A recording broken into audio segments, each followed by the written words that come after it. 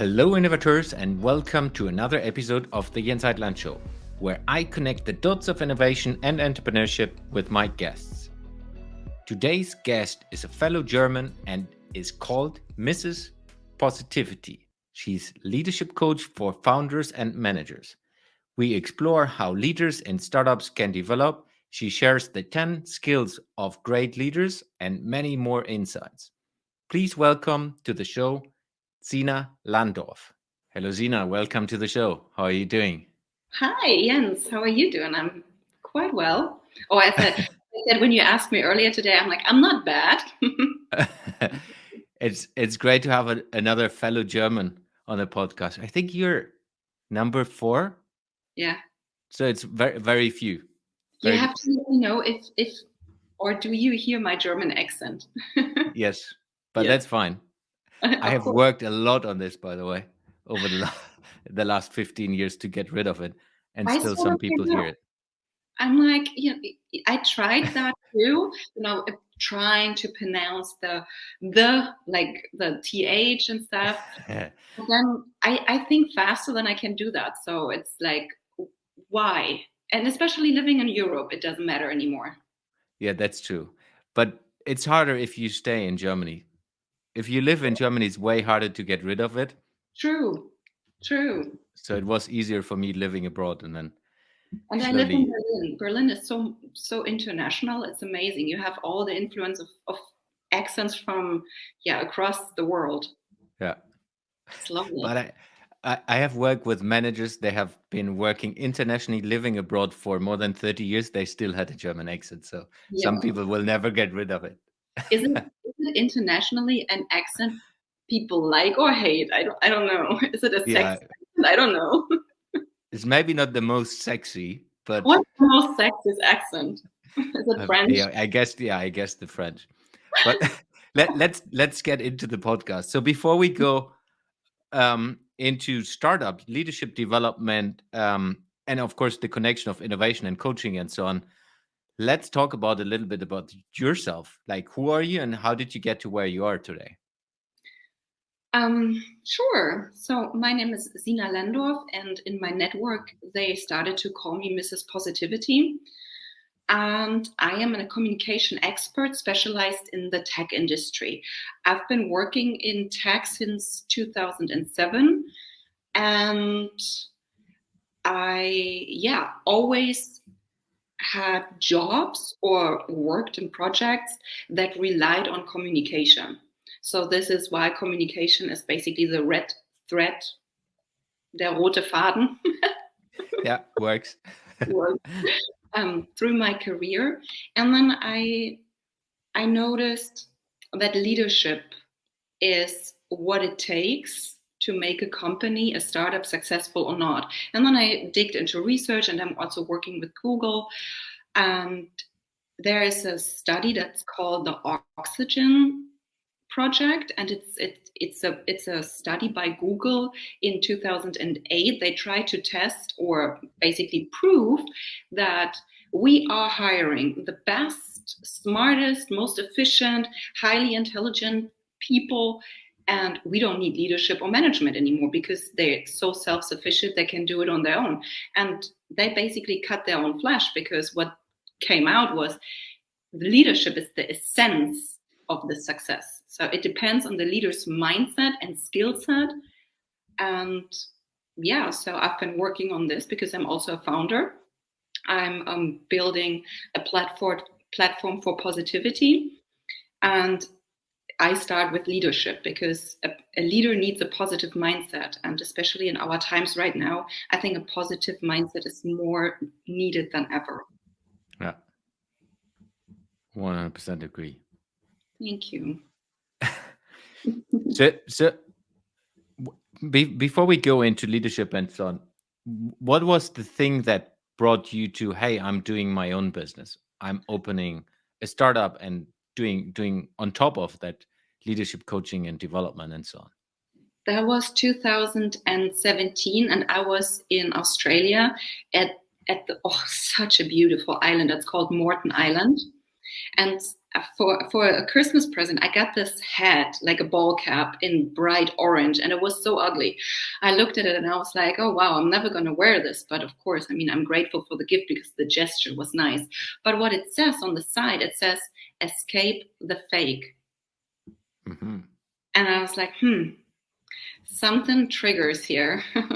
And so I made a decision. I said, I have to start working on my own because I want to be in charge of my own life. I want to make the decisions. What am I going to learn? How fast am I going to learn?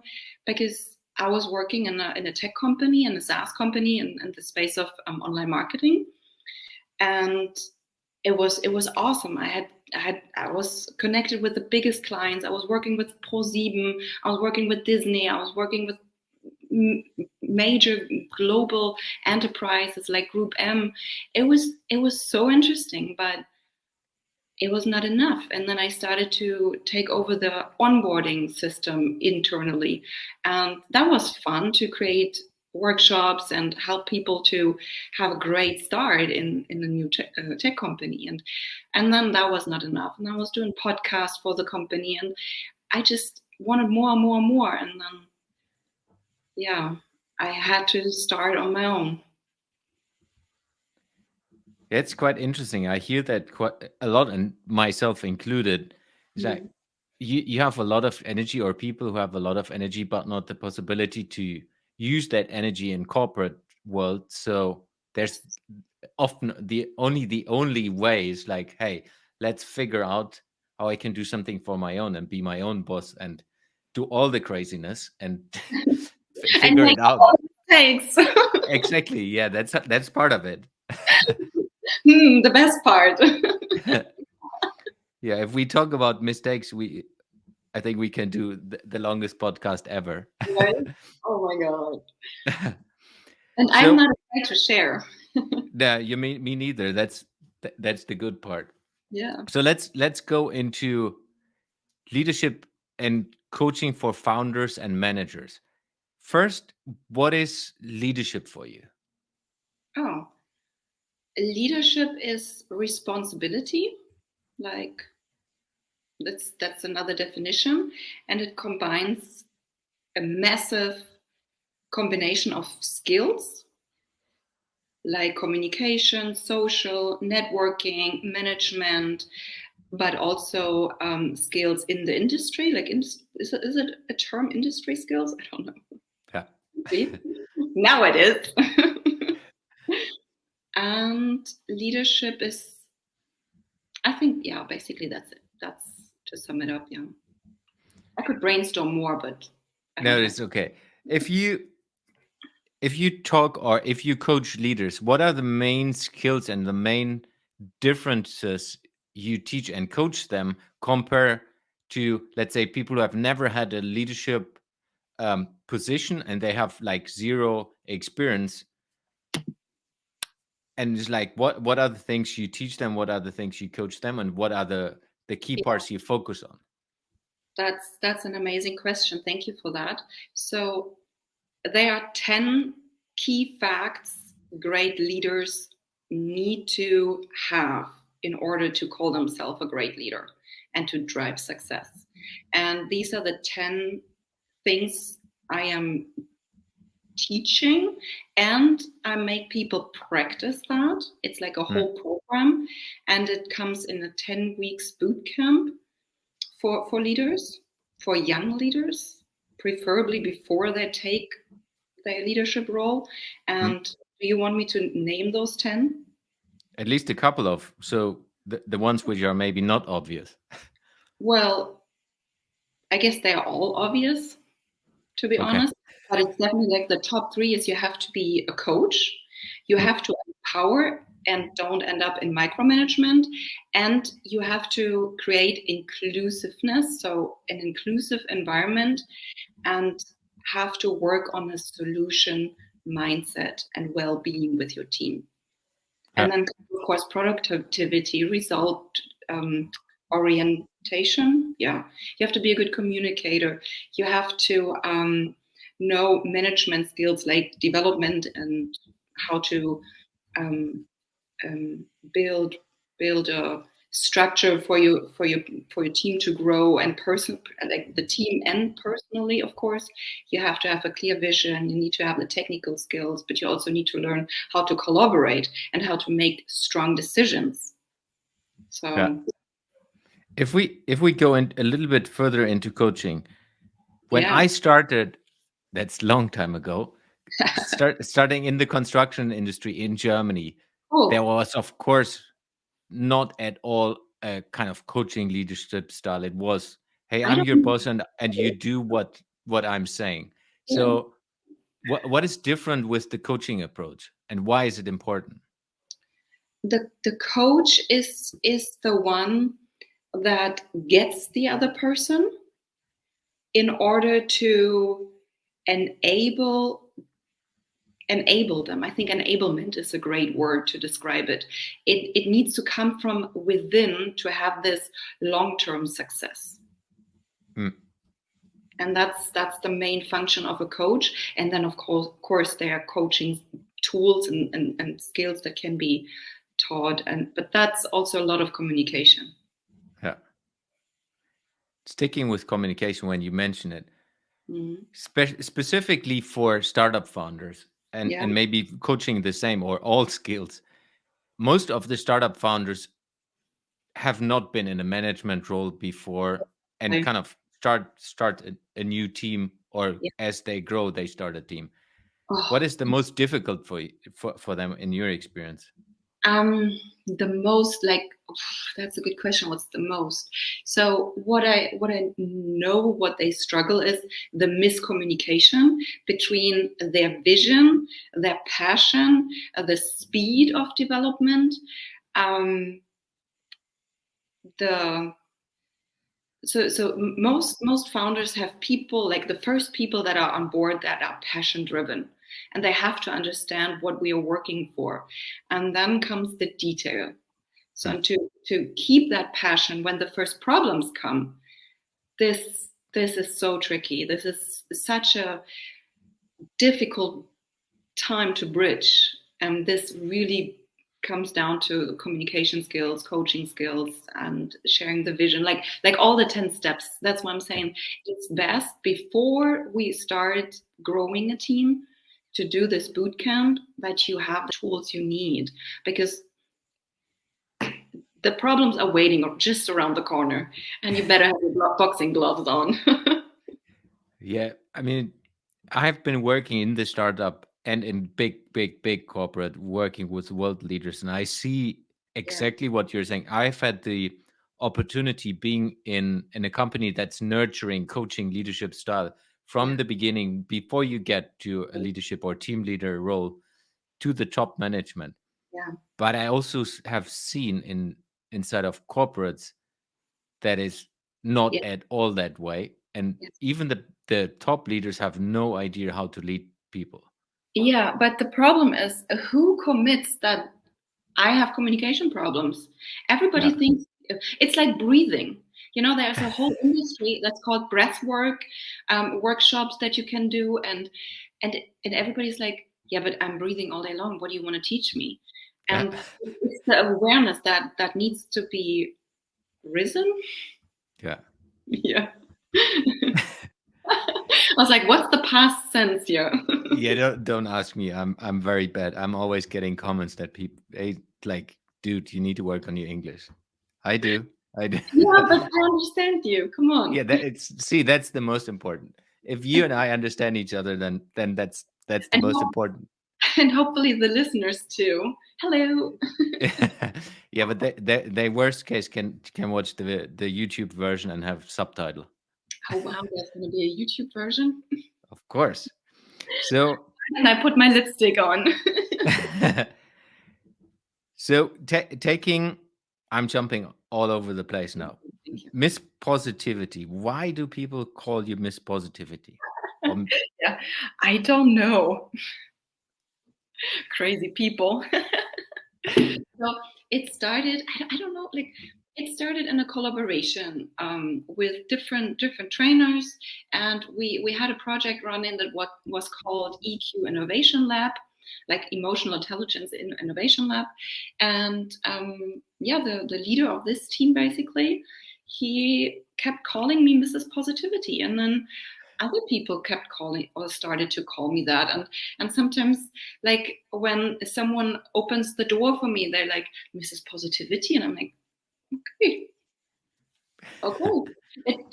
it might be a thing. And then when I read testimonials I'm receiving for my trainings, most people write, she's really positive and she shares positive vibes.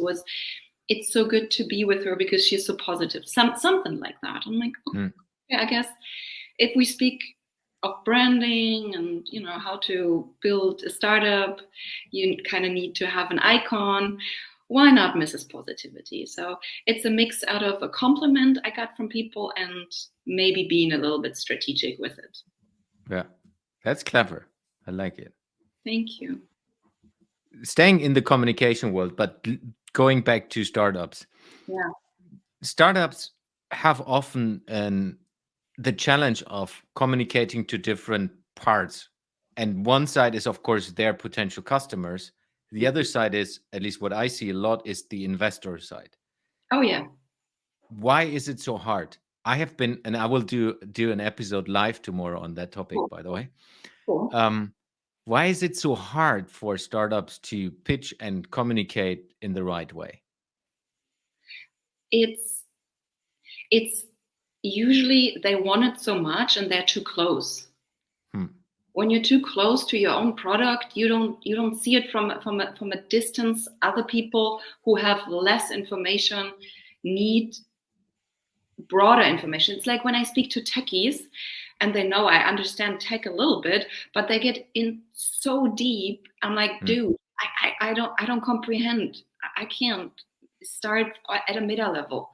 And I think this is a problem. So investors just want to know how can they make money. This is the only thing they are interested in. It doesn't matter what it is. But, and this is what I also like, there are investors who also care about a win-win-win. Like, it needs to be good for me. First place, I need to make money. Then also you need to make money because otherwise it's not going to work. And then thirdly, it needs to be paying off for our environment. Yeah. So this is quite like, if those three facts are hit by the explanation, or are explained and also been proven with the statistics and being presented in a way that the investor feels like you believe in this shit you're saying. When you're so insecure, then the people are like, if you don't believe in it, why like, it's not possible. And this is also a training. So a friend of mine who is a serial no, that's like he has many startups. He has founded many startups. Serial entrepreneur. Yeah. Okay. It's not muesli. It's exactly. That's what I had in mind. Yeah, that's when you're German. It's confusing. A muesli entrepreneur. It contains a lot. Anyway, so he told me, Sina, to start your company, why don't you begin selling a step earlier to build trust with everyone, with the founders and stuff? And I'm like, okay, what do you mean? He's like, so the biggest pain point startups have is getting their funds. Yeah.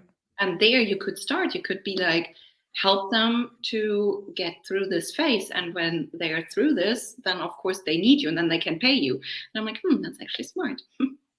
Yeah. Staying in the communication part,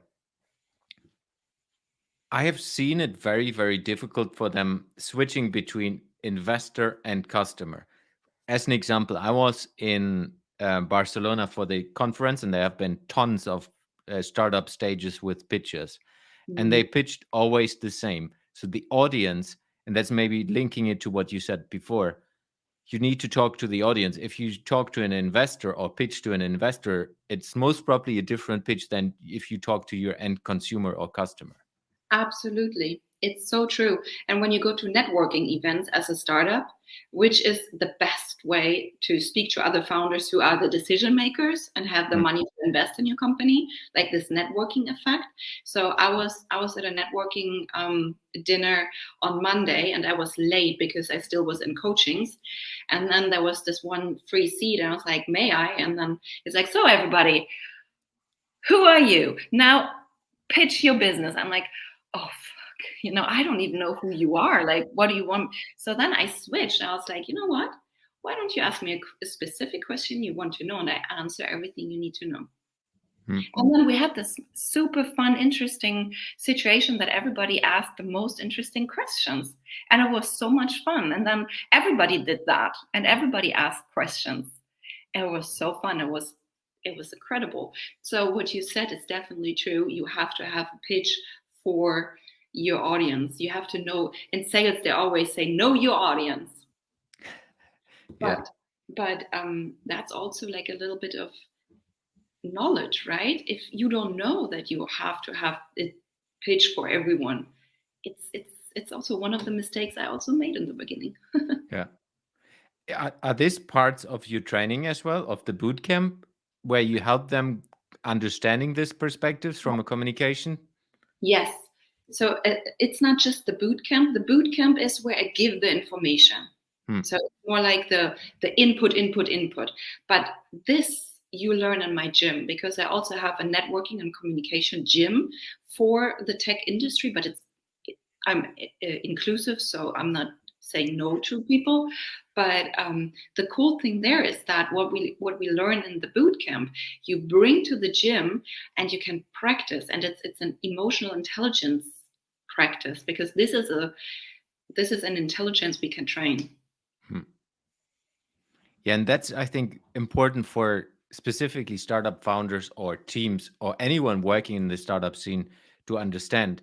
It's Mhm. like, yes, of course, people have a little bit like a born, or when they raise, they have a leadership approach already. But Yes. in the end, I also believe everyone can learn it. Then, yes, there will be people who are closer to it already, and others will have it a little harder because they communicate difficult or whatever. But in the end, if you truly want to do it, it's a skill you can learn. Yes, that's so beautiful. And I think nowadays they call it growth mindset. So now it's finally a thing. Yeah, it's all these lovely buzzwords. Yeah, exactly. But it's just proof to the fact that we can learn that sentences in good old German companies, that's how we always did it, or that's how it's been done forever. So haben wir das schon immer gemacht. Yeah, Mm. yeah. I don't miss that part, to be honest. But so one of your lines in your LinkedIn profile is communication is like a muscle. Yeah. Can you elaborate that a little bit? It's my humble experience, because I learned everything by making mistakes, by putting my foot in my mouth, by regretting things I said, by regretting things I didn't say, by observing people's mistakes. And for new leaders, I'm like, you know what? Why don't you come to my gym? Why don't you join my boot camp? You can avoid those problems easily with Yeah, fun, and you network. And it's that's a kind of schooling I wish I had before, yeah, because communication mistakes, leadership mistakes, they are painful. I was interviewing the president of Mountain Hardware, which is a competitor to the North Face. It's a company in the US, and he actually, this leader, his name's Troy. He was before growing the sales department on the US side at the North Face. So he comes from the North Face and then switched companies. And when I interviewed him, he said that making a mistake as a young leader was one of the worst pain he ever felt. And I asked him, like, what, like on a scale, if 10 is the worst pain you ever felt, what was it? He's like, yeah, relationship breakup, of course, a hmm, big loss. And he said, making a mistake as a leader, as a passionate leader, right? It's like a 9. Yeah. He said it's so painful. And I know it. Like me personally, I know it. When I disappoint people, oh, that's painful. Nobody wants that. Yeah, specifically, you have responsibility. I always give the example from my old time where I've had a couple of more people to take care of. But it's in the end, you're not just responsible for them inside the business. They have lives, they have families, and whatever happens to them inside the business environment has an impact on their families. Absolutely. If they are completely stressed at work and hate to go to work, that's reflected to their children's, and the children's will not be happy. It's huge. It's It's just huge. often neglected in specifically in large corporate where you're more a number. I hear that so many times in speaking with people. Yeah. They say, "Oh, my boss is going through a mood, or is going through a phase," or it's everybody says that all the time because people know when a leader vents on their team, and that's not professional. It's just not. It's Yeah. it's embarrassing, to be honest, because this is when people lose respect to you, for you, To you. to Yeah. you. Thank you. Doesn't matter. I get it. It's the German brain. What can I say? Yeah, that's okay. All rational and efficient. Yeah, I always say, if we stay in that a little bit longer, I always say, imagine your brain is an Excel table. That's my brain. Yeah, And that's it's cool.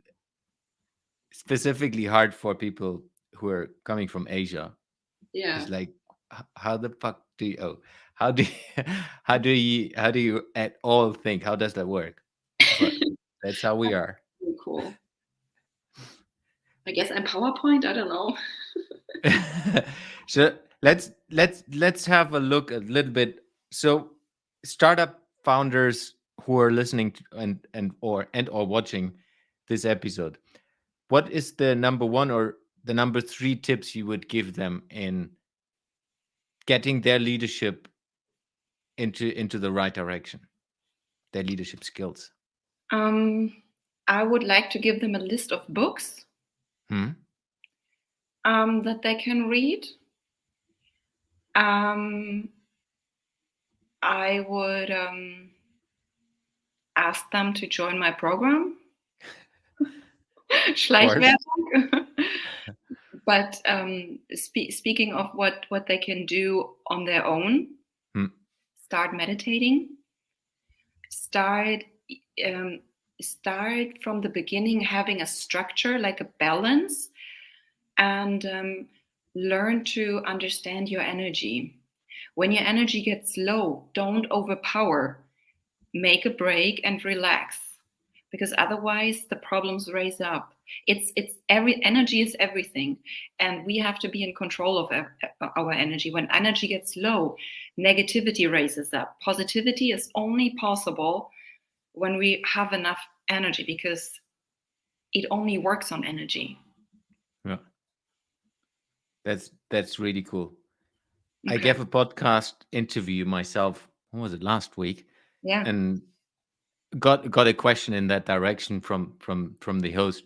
And I was saying, it's like, yeah, you won't believe it, but I have a live GPS Yeah. which helps me to navigate. So I'm taking, it's an Excel table, of course it is. This is rational. But for example, one thing I have decided for myself, I want to spend quality time with my wife and with my daughter. Love it.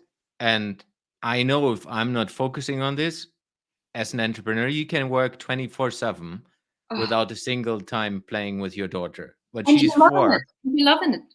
Exactly. So what I do, I've set myself every day 60 days, 60 minutes without phone, without anything that can disturb me, spending time with my daughter. And that's one of, I think, 20 numbers of my daily Super. um daily GPS. And if Super. I didn't tick that, then I'm always checking in the evening or latest in the next morning. It's like, damn. Yeah. But in the end, is if you do this on average, I'm already happy if I'm ticking like The 6 out of 7 days. the hard thing about it is doing it. Exactly. I mean, thinking about it, structure, yes. Then putting it in our calendar, yes, wonderful. But doing it, Yeah, it's you need to build up an accountability system which helps you to do it. I needed to have people that help me. Yeah. That for that, I try to have someone who makes me accountable for it. It's so like my mother. She started to send me those sweet reminders, and yeah, a partner is awesome to keep track. But we have to tell people. It's like, hey, can you Yeah. please take care of me? Can you please have a look on this and this and that? It's again communication, because then we tend to expect that from people who are close with us, and maybe get disappointed that they don't take care of us, or whatever mind fuck comes up. Yeah, I always get the elbow from my wife, and she's like, Awesome. you need to go out for a run again." Awesome. Yes. It I helps a lot. I met I'm in when I was on a business meeting in Rome, I met a founder, and he said, work can turn you into a horrible person. And Mm. Sina, if you believe it or not, I think less than you think. Yeah, And I it was like, is. "What?" It's truly a key point. I think that's why I'm digging a little deeper. It's so important for people who are starting out in the startup world, or any entrepreneur who is starting out. The first I'm still in my first 5 years, but I think the first 5 years definitely is going to be tough, Yeah. and most So probably longer. But hopefully not. let's not talk about +5. But if we just focus on startups, I Yeah. think it's super important. Like you said, creating this balanced structure, meditation, and I know especially us guys, like, yeah, of course. I know. Same. I was the same. Like But literally, like, it's a huge difference. I did it. So I started with it. What was it? I was moving from Russia to Sweden. That was 2017, and prepared for my first full Ironman. And it's a you're huge so difference. cool. You are so cool. It's honestly, it's such a huge difference if you do it, but you don't feel it like, yeah, I do it now 10 minutes and then next day it's awesome. It takes a while to get to it, like the obvious 30 days plus, Mm, but it's huge. And I'm slacking in the moment a little, but it's part of my GPS. mhm, mhm. Yeah, I was doing an official coaching, like a what was it, 8 week coaching with Coach Sabala. Hmm. We met on LinkedIn, and super nice guy. And then we connected, and we just same energy basically, or very similar energy. And he is all about meditation. He created a program about it. And I was like, you know what? I would really like to do your program. He's like, okay, let's do it. I was like, okay. So, and it changed my routines. It changed my energy. It really helped. And I was nearly going down depression, like literally. 2021 was such a tough year. Yeah, specifically with COVID on top of all of that. Yeah. So like what I can also give as an advice for founders, there is no perfect timing, of course, and just do it, because I started in COVID when I was having very hard difficulties family wise, when I was going through a breakup, when my beloved grandpa died, and that was so hard on me. I moved out of the apartment my partner and I lived at, so I called myself a digital nomad, but I was homeless. You know, like everything hit at once, and I'm still working on it. I'm still doing it, but meditation helped me in that very tricky moment. Do I go down depression, or do I, is Yeah, this positivity? Who do I want to be? it's super important, and I think as part of this, the accountability system. I've met a couple of weeks in Barcelona, a doctor, a PhD student, he's a brain. And I was just like, hey, you need to document and show what you're doing. It's so cool. But he's like, yeah, no, I don't want to, and it's too much work. So I told him, because he is a scientist. So imagine you could read the thoughts from Albert Einstein as an Oh example, my if God. he would have documented his Yeah. daily thoughts. And then he was opening his eyes like, holy crap, that would be awesome. It's like, that's how you should do it. So what I agreed on, I'm your accountability partner, and I'm sending him once a week a WhatsApp. Cool. He still hasn't done anything. I was going to say, I think once a week is like, for people, honestly, highly intelligent people, they are often too much in their head, and the doing part is the hard thing. And this is what I really noticed with my trainings, is you have to check in more times a day. I mean, this is also a leadership advice. You have to know your people, because especially the highly intelligent people need a hand to get things done, and the high performer, they need the room, the space. Agree. I'm not sending him twice or 5 times now. It's his problem. Yeah, exactly. Then it's like, if you, I mean, it depends on how much he pays you for that. No, 0. That's what I'm saying. Exactly. If he would pay, I'm pinging him every hour. That's what I'm saying, right? You talked about books you recommend. Any specific book you would recommend straight away? Yeah. It's I think, is he Japanese? Min Tan Min Ha. Mm-hmm. Where's my What phone? is it about? The Art of Communication. We can put it as well into the links. That's no problem. Okay, yeah, let's do So it's that. the art of communication. Yeah, it's wonderful. And let me, like, books on leadership. I liked Elon Musk because he's so efficient.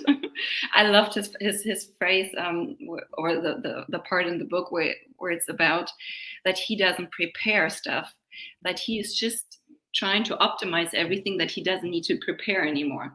And this is exactly what I'm doing too. Like, I don't have time. Or did you watch Inventing Anna, the series? No. On Netflix? No. It's quite interesting.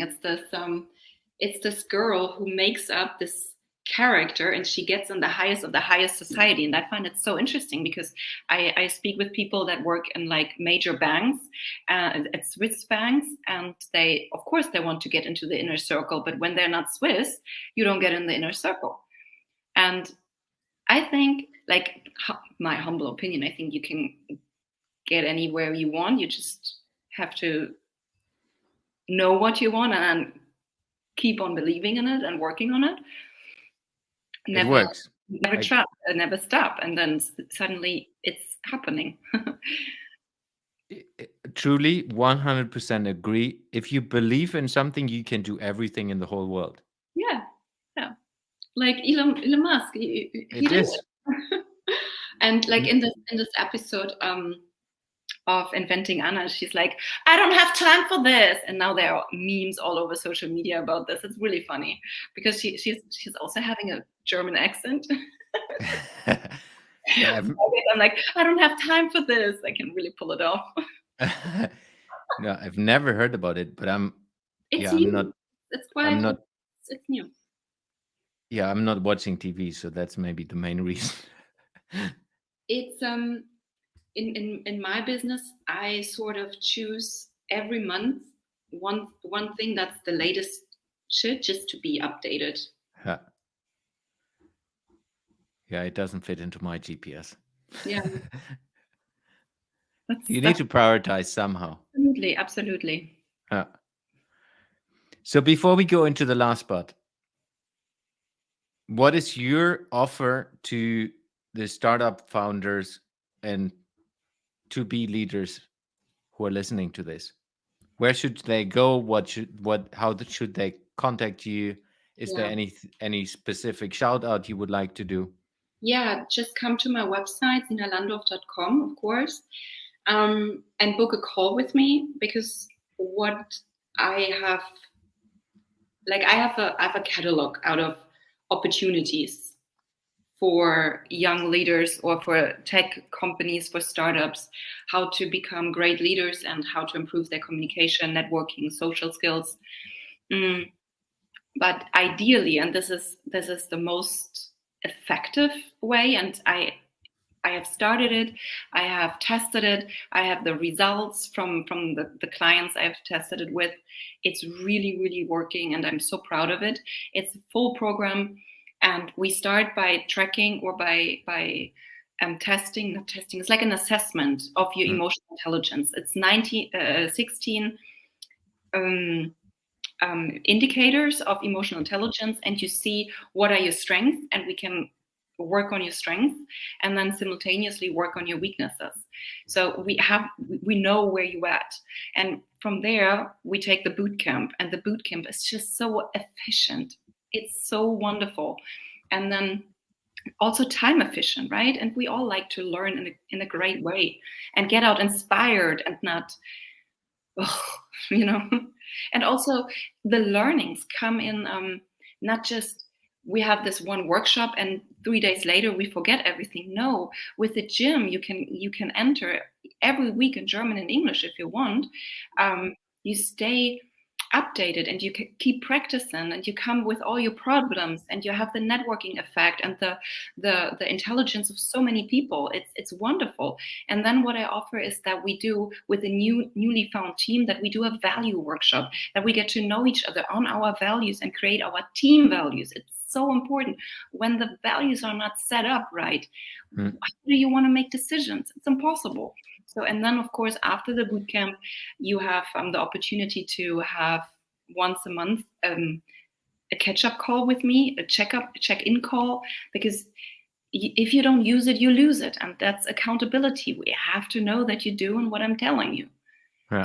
So the coaching will be there, and it's definitely it's mindset, but it's also to make sure everything is in line, and you can vent. That's also important, because as a leader, you cannot shitstorm about nobody. You cannot say a single negative word about anybody. You can't. Yeah. So you can come to me. At least not public. Definitely not public. Go to your family. Your family also doesn't want to hear it. No. Right. I've since I have been, not now anymore, but when I was working in big corporate, being a leader, we have had one agreement: no work at home, like not talking about work. Okay, let's go into the last part where I'm asking a couple of questions disconnected from what we discussed so far.